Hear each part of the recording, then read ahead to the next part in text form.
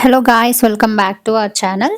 ఈరోజు మన ఇంట్లో అందరికి ఇష్టమైన అథెంటిక్ ఆంధ్ర స్టైల్ చేపల పులుసు ఎలా చేయాలో స్టెప్ బై స్టెప్ చూద్దాం. ముందుగా ఫిష్ తినడం వల్ల మన బాడీకి ఉండే బెనిఫిట్స్ గురించి చిన్న ఇన్ఫర్మేషన్ చెప్తాను. ఫిష్‌లో high quality protein, omega 3 fatty acids, vitamin D, vitamin బి12, కాల్షియం ఎక్కువగా ఉంటాయి.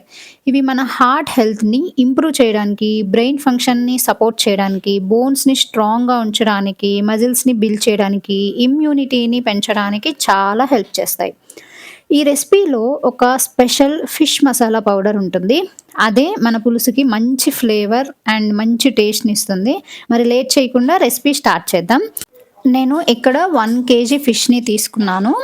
ఎప్పుడైనా వన్స్ పీసెస్ చేసుకున్నాక ఫిష్‌ని క్లీన్ చేసేటప్పుడు నార్మల్ సాల్ట్ బదులు కొంచెం రాక్ సాల్ట్ అంటే కల్లు ఉప్పు వేసుకొని బాగా వాష్ చేయండి. దీనివల్ల ఫిష్ స్మెల్ తగ్గుతుంది. ఫిష్ సర్ఫేస్ క్లీన్ అవుతుంది. ఇంకా ఫ్రెష్‌గా కూడా ఉంటుంది. వన్స్ దాంతో వాష్ చేశాక తర్వాత నార్మల్ వాటర్‌తో 2-3 టైమ్స్ వాష్ చేసి మొత్తం వాటర్ డ్రైన్ అయ్యేలా చూసుకోండి. ఇప్పుడు ఫిష్‌కి మ్యారినేషన్ చేద్దాం. ఇప్పుడు ఫిష్ పీసెస్‌లో 1 టీ స్పూన్ ఉప్పు లేదా salt and half teaspoon పసుపు, 1 టీ స్పూన్ కారం అన్ని పీసెస్‌కి బాగా పట్టేలా మిక్స్ చేసి పక్కన పెట్టేసేయండి 15-20 మినిట్స్. ఇలా మ్యారినేట్ చేయడం వల్ల ఫిష్ లోపలికి ఫ్లేవర్స్ బాగా అబ్జర్వ్ అవుతాయి. నెక్స్ట్ ఒక మీడియం నిమ్మకాయ సైజ్ అంత చింతపండు తీసుకొని వామ్ వాటర్‌లో నానబెట్టండి. అలాగే ఒక పచ్చి మామిడికాయ కూడా రెడీగా పెట్టుకోండి. మ్యాంగో వల్ల slight sweetness and rich flavour వస్తుంది. ఫిష్ కర్రీ టేస్ట్ ఇంకా చాలా బాగొస్తుంది దీనివల్ల.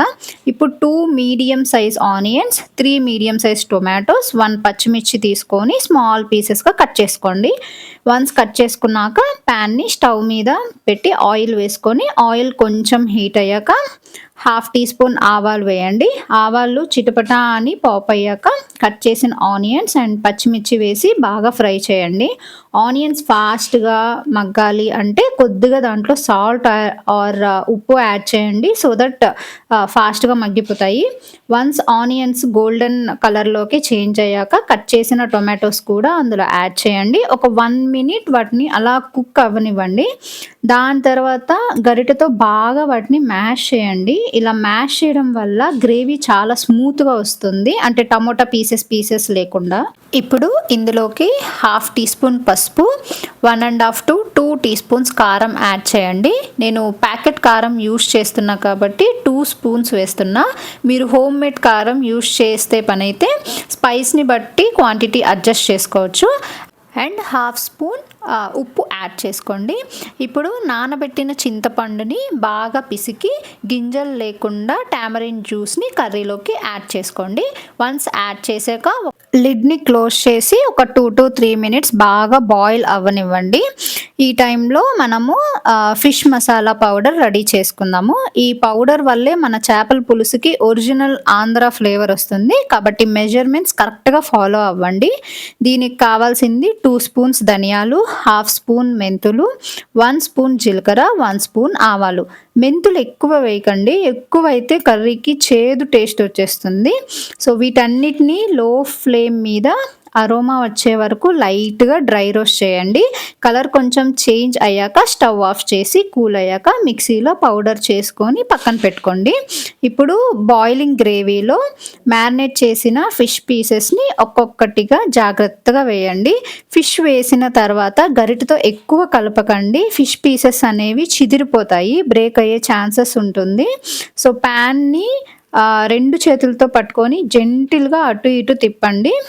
ఇలా చేయడం వల్ల గ్రేవీ అనేది అన్ని పీసెస్‌కి బాగా కోట్ అవుతుంది. ఇప్పుడు ఒక 2 మినిట్స్ తర్వాత మనం రెడీ చేసిన మ్యాంగో పీసెస్ కూడా యాడ్ చేసుకుందాం.